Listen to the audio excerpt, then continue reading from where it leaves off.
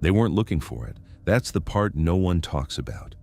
A routine survey, a commercial contract, a crew that wanted to finish the job and go home. And then the sonar returned, a shape that stopped everything. Long, narrow, segmented, sitting perfectly still on the seafloor at 340 meters. It looked like a train, because it was a train. And what may be locked inside it has been missing since the last weeks of the deadliest war in human history. In the spring of 2023, a Norwegian marine survey vessel was conducting routine seabed mapping in the Baltic Sea. Pipeline assessment, cable routing, standard commercial work, nothing unusual. But somewhere between the Swedish coastline and the Danish straits, the multi-beam sonar returned something that did not belong. The shape was approximately 140 meters in length. The crew logged the coordinates. They did not announce it, not immediately. The Baltic Sea has swallowed a great deal of history. Warships, cargo vessels, entire convoys lost in the final years of World War II. But what makes the Baltic different from most bodies of water is what it does to the things it takes. The water here is cold, low in oxygen, low in salinity compared to open ocean. These conditions are almost perfectly preserving. Wrecks found in the Baltic are often intact in ways that wrecks elsewhere are not. Wood survives, metal survives. Documents sealed inside crates have been recovered still legible after 70 years underwater. The Baltic does not consume what it takes, it keeps it.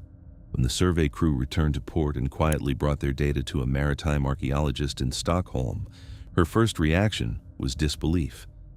She looked at the sonar imaging for a long time without speaking. Then she looked again.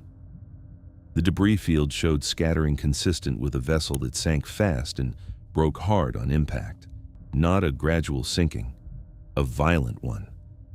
Within the scatter, specific shapes were unmistakable. Railcar frames, axles, wheel sets still attached to sections of undercarriage. She booked a research vessel within the week. The dive happened in autumn of 2023.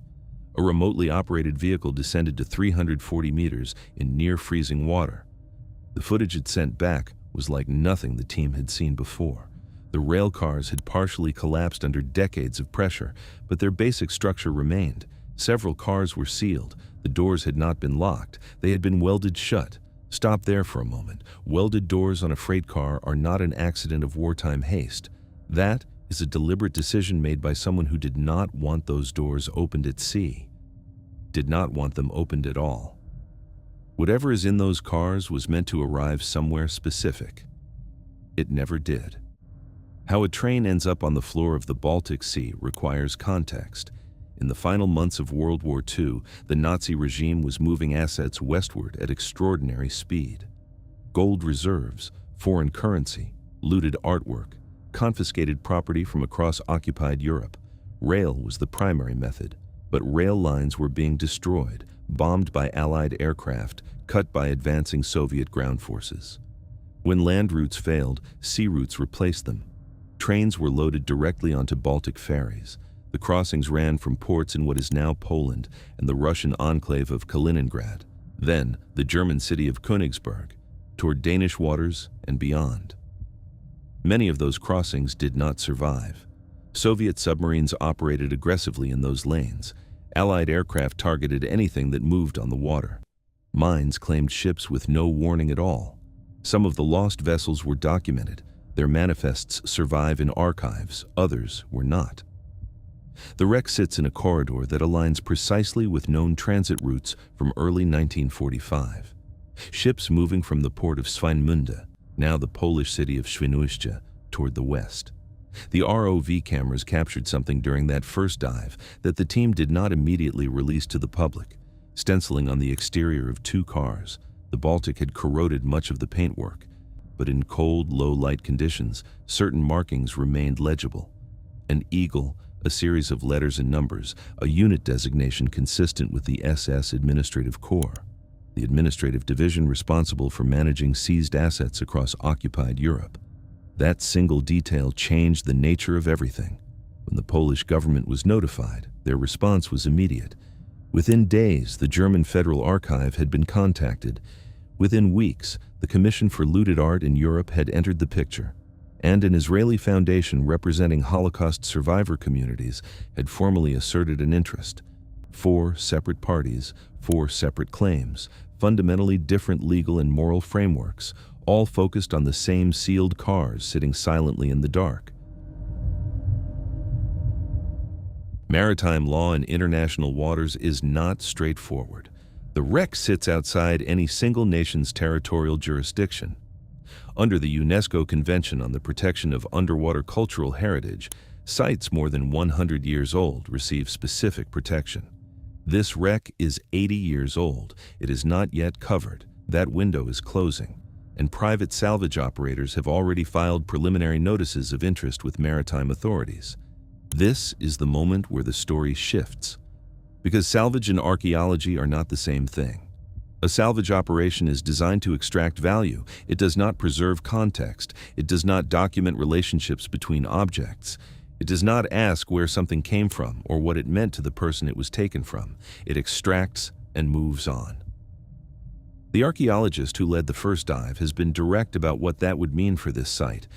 She described the sealed cars as structurally fragile. The welded doors have held for 8 decades. They may not hold through an uncontrolled salvage operation. Whatever survives inside those cars could be destroyed in the process of reaching it. 2 dominant theories have formed around the cargo. The first centers on the Breslau treasury. In January 1945, as Soviet forces closed in on the German city of Breslau, now the Polish city of Wrocław, the Nazi administration ordered a mass evacuation of assets, gold reserves, silver bullion, foreign currency, securities, and bonds. The movement of these assets is documented in archives up to a specific point, and then the trail ends. The Breslau treasury has never been fully accounted for in post-war records. Partial recoveries were made by Soviet forces. Some assets surfaced in the hands of private individuals in the years after the war. But the accounting does not close. The numbers do not reconcile. Something was lost in transit, something that had been moving toward the sea. The second theory is harder to sit with. Researchers at the German Federal Archive have traced a series of transfers from early 1945 involving assets cataloged under Operation Reinhard. Operation Reinhard was the organized murder of Jewish communities across occupied Poland. It was also a systematic looting operation. Gold, silver, currency, jewelry, stripped from victims at the death camps, processed through SS economic offices. Some was absorbed into official reserves and eventually documented. Some was not. Some moved through channels that left only fragments of paperwork. If the cargo in those welded cars belongs to this category, the word treasure is wrong. It is evidence. It is the material remnant of the largest organized theft in modern history. And it belongs, morally, unambiguously, to the communities it was taken from. One of the sealed cars measures approximately 9 meters in length, standard European freight gauge for the period. Loaded to maximum capacity with gold bullion, that single car would contain between 4 and 6 metric tons. Across multiple sealed cars, the estimated total rises considerably. But weight is the wrong measure. Every bar, every coin, every piece of jewelry has a history attached to it, a name, a family, a community that no longer exists. Objects survive when people do not, and sometimes the only thing left of a life is the thing that was taken from it. The archaeologists submitted a formal proposal to UNESCO in early 2024. Emergency designation as a protected cultural heritage site, pending full legal review. The proposal has been under consideration for over a year. No designation has been issued. The site remains unprotected. Funding for a proper excavation has proven difficult to assemble.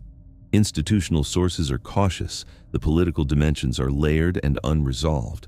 The private funding that has expressed interest is precisely the kind that worries researchers most. One historian who consulted on the preliminary findings and later requested access to the full sonar data described the process of engaging with the relevant authorities as deliberately slow. His words were careful, but the meaning was clear.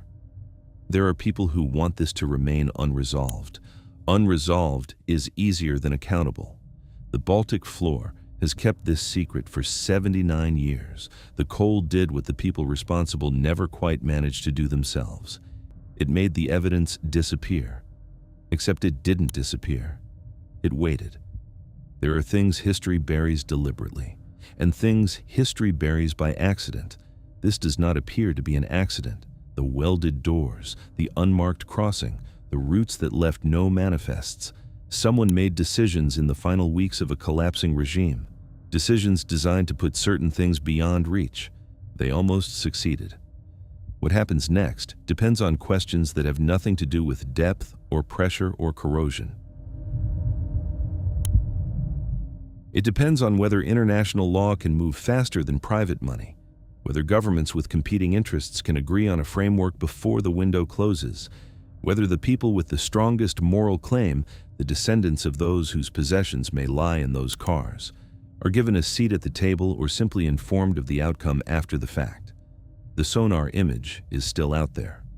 The coordinates are logged, the cars are still sealed, and somewhere in the cold dark at 340 meters, those welded doors are holding. For now. History has a way of surfacing what was meant to stay buried. The question is never really whether the truth comes out. The question is, who gets to decide what happens to it when it does?